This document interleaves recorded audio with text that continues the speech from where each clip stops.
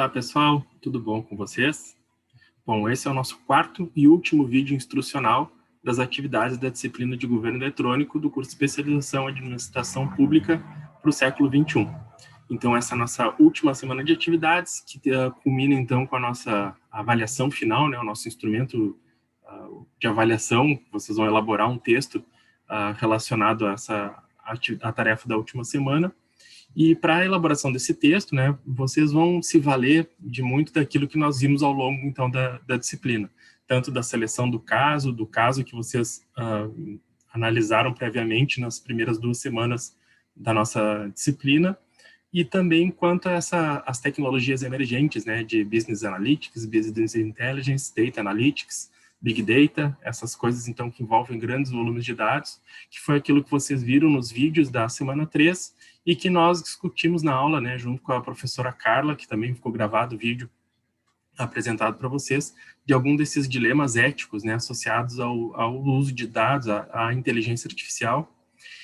E aí, como atividade para essa quarta semana, vou mostrar aqui para vocês o que ficou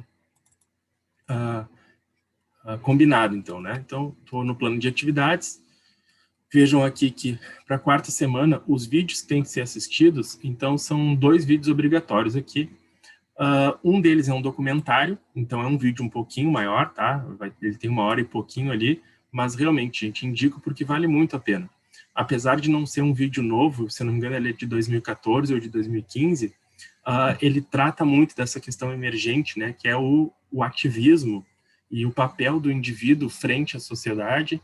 E aí, quando tem alguns trechos em especial, onde ele foca bastante sobre esse ativismo com meios de tecnologias da informação ou pela internet, que é o que mais, vamos dizer assim, se combina com o vídeo seguinte, que é o vídeo sobre cyberativismo. Então, é um documentário, né, com uns 15 minutos ali, de um programa antigo da MTV, que não é mais apresentado, mas que foi bem interessante, assim, para mostrar essa ideia do que é o ativista pelas redes sociais.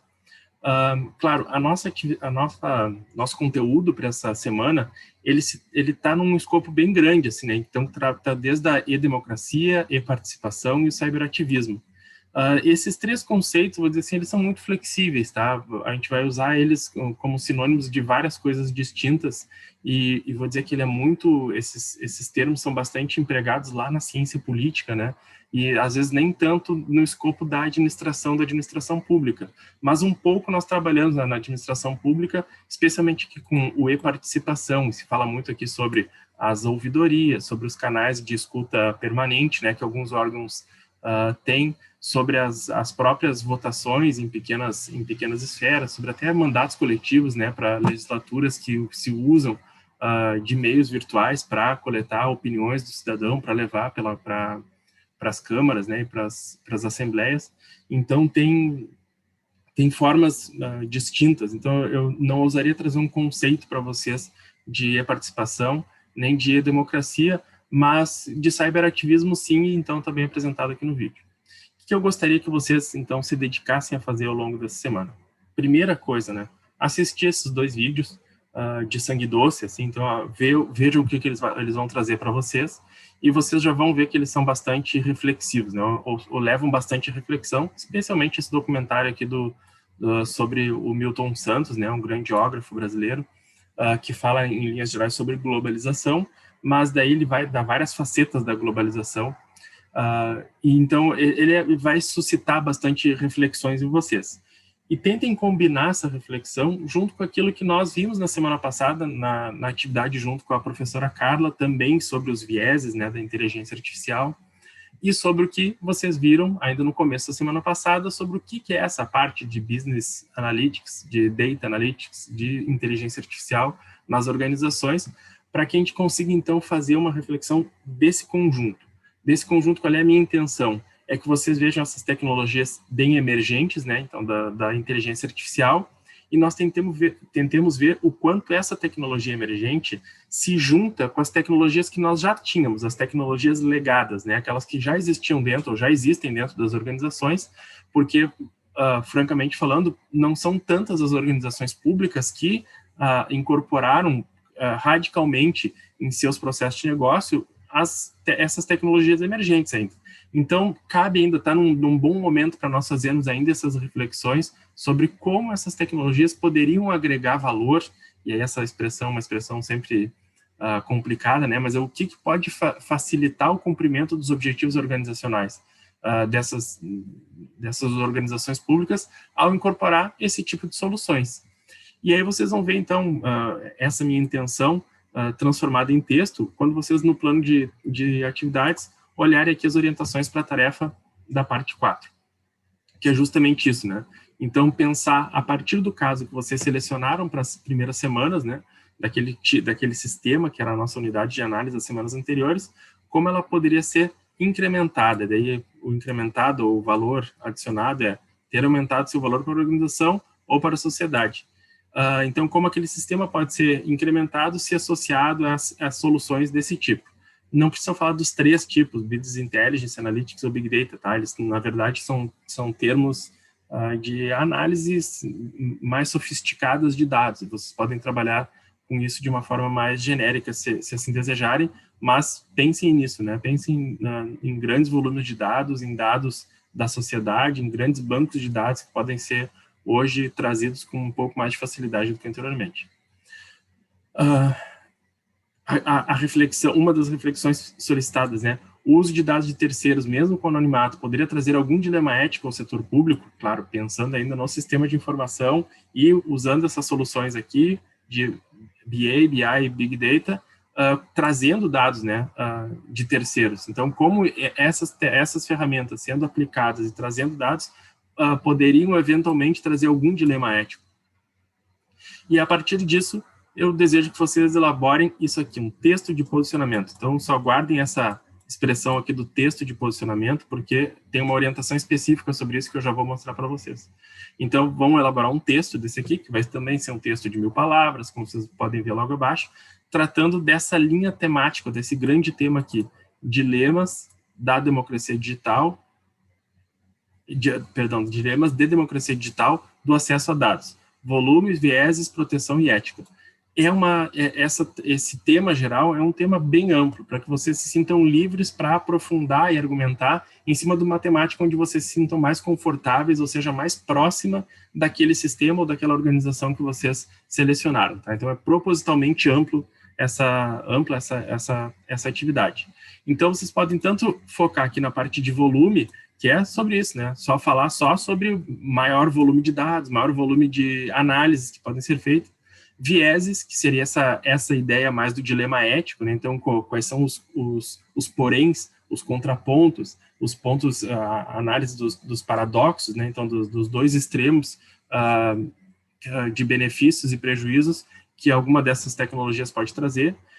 Proteção, eu botei propositalmente a proteção por conta da emergência, né, de hoje se tratar sobre a LGPD, então a Lei Geral de Proteção de Dados, e alguns outros aspectos que a União Europeia tem avançado bastante lá, né, sobre proteção de dados, sobre o uso adequado e o uso ético dos dados, e aí proteção e ética, elas são muito próximas nisso, né, mas então a ética é mais ampla do que tudo isso, então é que tipo de dilemas a proteção e a ética poderia trazer esse tipo de soluções. Então, é uma tarefa bem ampla para que vocês selecionem onde vocês querem, mirem e atirem onde vocês quiserem discutir ou argumentar melhor. Bom, essa tarefa consiste na elaboração de um texto enxuto de posicionamento, elaborado preferencialmente em duplas. Por que eu coloquei preferencialmente em duplas? Tá? E aqui eu preciso justificar. Porque, bom, o nosso curso, sendo na modalidade à distância como nós perdemos aquela possibilidade de estimular discussões em sessões síncronas, porque nem todos conseguem participar no horário que nós temos lá a nossa sessão síncrona, mas a discussão é importante, né? Trocar ideias é importante nesse sentido. Então, eu gostaria que a gente pudesse ter alguns locos, alguns fóruns de trocar ideias sobre o que nós pensamos relacionado a isso. E por isso é que eu pensei que o primeiro locus, né, primeira pessoa com quem vocês poderiam discutir é com algum outro colega. Então, a formação de uma dupla para a elaboração desse texto. Mas, realmente, a intenção é elaborar em duplas. que vocês possam juntos se reunir uma hora que seja ali para conversarem sobre o que acharam do documentário, ou selecionarem, olha, vamos escrever o texto sobre o sistema que tu selecionou, que eu selecionei, ou sobre um terceiro que nós vamos selecionar, que também é uma possibilidade, mas que vocês pensem tentar elaborar uma ideia em dupla, discutir em dupla. Por quê? Para que a primeira discussão seja entre vocês dois da dupla de alunos. Para que na sequência, quando vocês encaminhem o texto, o tutor que vai avaliar o texto em primeira mão também pode ali dar um retorno para vocês, né, e falar algo, então a gente já incorpora um pouco mais de discussão. E eu também posso olhar os textos, dar alguma devolutiva, ampliando ou fazendo algum contraponto, né, nas discussões. Mas a ideia, então, é que gradualmente nós vamos ganhando volume com a discussão feita a partir das argumentações que vocês tragam. Excepcionalmente pode ser feito individualmente, tá? Mas a ideia é que vocês discutam e façam em duplas. De novo, é um texto enxuto, né? Então vocês têm que tentar assim, elaborar realmente argumentos, fazer uma lista de argumentos, que daí vocês com essa lista conseguem transformar em texto de forma bem rápida, digamos assim, ou mais produtiva. Bom, a problematização ampla, né? Então é essa que eu estou fazendo agora, aqui apresentando para vocês o que deve ser feito. Porém, vocês têm a liberdade de escolher uma problemática, né? Que vocês queiram dentro dessa temática. O que eu quero dizer com isso? Eu não tenho uma pergunta para vocês responderem. Eu tenho um tema para que vocês discutam. Aí vocês podem propor uma pergunta dentro deste tema para que vocês respondam ela. E por que isso está sendo dito dessa forma? Porque esse texto de posicionamento que eu apresentei para vocês, vou apresentar agora aqui para vocês o formato, ele normalmente é um texto que está ali para responder uma pergunta. Então a gente anuncia já nas primeiras frases ali uma pergunta, ou qual é o problema que nós queremos discutir, e aí argumentamos, escolhemos um lado, né, apresentamos informações dos prós e contras daquela pergunta, mas normalmente nos posicionamos, por isso um texto de posicionamento em um caminho, né, uma solução, uma alternativa para aquele problema. Então, deixa eu mostrar para vocês o que é isso do texto de posicionamento. Esse conjunto de orientações, então, que eu elaborei dentro, né, para orientar também o pessoal do meu grupo de pesquisa, então, por isso que está com logomarca, tudo aqui do meu grupo. Mas eu digo, então, o que é esse position paper, ou texto de posicionamento. Aqui está bem explicado, então tem características do que esse texto é, e vocês podem ler isso com calma, mas em linhas gerais é um texto que tem uma estrutura bem tradicional, de introdução, desenvolvimento e conclusão, mas que tem características dessa introdução, desenvolvimento e conclusão, que eu destaco aqui, né, para vocês. Então, olha, o que eu sugiro que seja feito nessas partes. Né? Vocês podem ver que isso aqui já vai dar bem um caminho das pedras, ali, um roteirinho para vocês escreverem. Então, o que tem em cada das partes. E ainda, ao fim, aqui eu coloco para vocês uma sugestão de checklist para revisão desse position paper, né? Então, se vocês, quando tiverem um texto de vocês encaminhado, dê uma lida nessas perguntas aqui, diz, olha, será que eu tratei os conceitos e informações básicas do tema?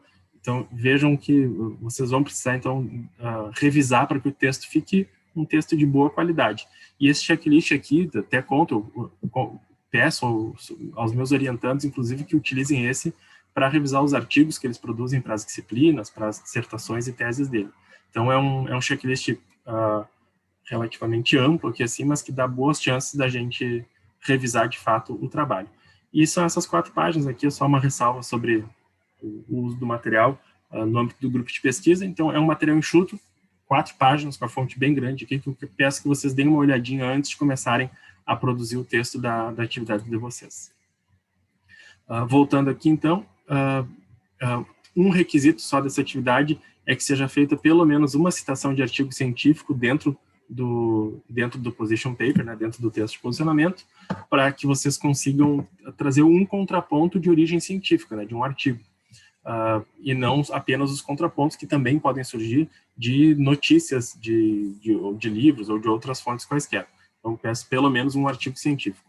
E aí o texto aqui, de 1000 palavras, dá ali umas 2 páginas e meia, mais ou menos, e que vocês atentem então às questões de formatação e de plágio. Mas isso é bem uma questão realmente formal.